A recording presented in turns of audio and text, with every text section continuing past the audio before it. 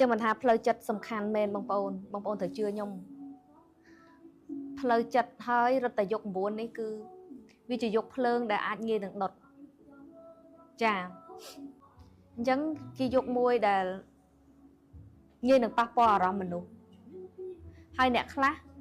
អស់ធម្មពលចាអស់ធម្មពលដោយសារអីត្រូវបានភ្លើងដុតចាអញ្ចឹងអានឹងវាពាក់ព័ន្ធនឹងរឿងធាតុរឿងអីទៀតអញ្ចឹងណាវាវែងឆ្ងាយចាអញ្ចឹងខ្ញុំឥឡូវនេះខ្ញុំបើក coaching ច្បាប់ស្រូបទាញយក9ចា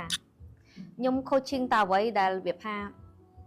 ឲ្យយើងត្រូវប្រើច្បាប់ស្រូបទាញថងដើរទៅសងទៅនឹងយក9ផងចាស្អែកបានម្នាក់ទៀតហើយមិនសូវវិញបានម្នាក់ស្អែកបានម្នាក់ទៀតហើយមិនទាន់បាត់ហត់ផងប្រើធម្មពលច្រើនណាត្រូវហូមត្រូវធ្វើការងារកិច្ចការងារផ្ទះច្រើនណាចាទៅធ្វើលំហាត់ច្រើនណាអីលំហាត់កិច្ចការធ្វើអីគេហៅថាត្រូវព្រៀងមុនច្រើនអញ្ចឹងចំណាំមើលមនុស្សសមាឥឡូវអ្នកនរគ្នាចាំមើលគឺម្នាក់ភាកច្រើនចិត្តក្តៅត្រូវអត់ចិត្តក្តៅចាហើយបើអ្នកណាដែលគាត់លក្ខណៈថាអូតែវេកញែកខ្លាំងណាអត់ទេទុកវេកញែកតែជួបបានទេជួបអ្នកណាអ្នកណីយ៉ាងនិយាយចានេះបែប the secret ចាមិនអាចចែក free បានទេអញ្ចឹងជីវិតយើងពីគេហៅថាវាពាក់ព័ន្ធអីច្បាប់ស្រូបទាញនឹងយក9ចាដោយសារ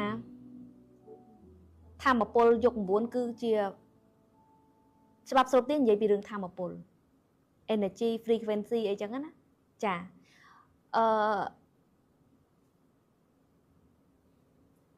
យក9គឺជាការផ្លាស់ប្ដូរនៃបណ្ដុំធម្មពលថ្មីអញ្ចឹងណាចាអញ្ចឹងពីរហ្នឹងវាត្រូវដើរទៅជុំគ្នាដែរចាវាត្រូវដើរទៅជុំគ្នាដែរចាអញ្ចឹងយើងត្រូវសម្របខ្លួនឲ្យត្រូវ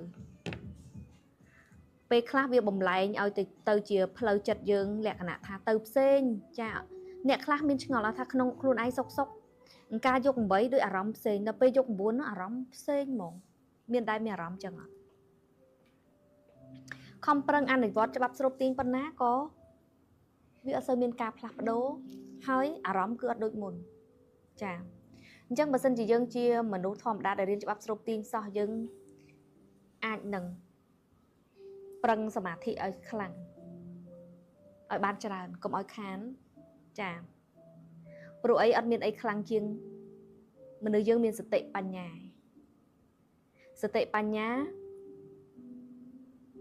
ដឹងតន់ចាដឹងតន់នៅអ្វីដែលខ្លួនឯងកំពុងគិតចាដឹងតន់នៅអ្វីដែលយើងកំពុងធ្វើហើយយើងចេះវេកញែកអ្វីដែលគួរអ្វីដែលមិនគួរអាហ្នឹងគឺយើងត្រូវតែសមាធិទើបយើងយល់ពីចំណុចត្រង់ហ្នឹង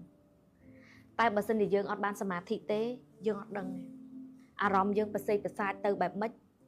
យើងទៅហ្មងយើងចង់មិនយើងចង់អញ្ចឹងហើយមនុស្សជាពិសេសអ្នកដែលប្រើច្បាប់ស្រូបទាញកូនសិស្សចាកូនសិស្សតែងតែចង់ដូចដើមជាពិសេសអ្នកដែលគាត់និយាយថារុងរឿងនៅយក8ខ្លាំងយកដីហ្នឹងខ្លាំងគាត់តែងតែចង់ដូចដើម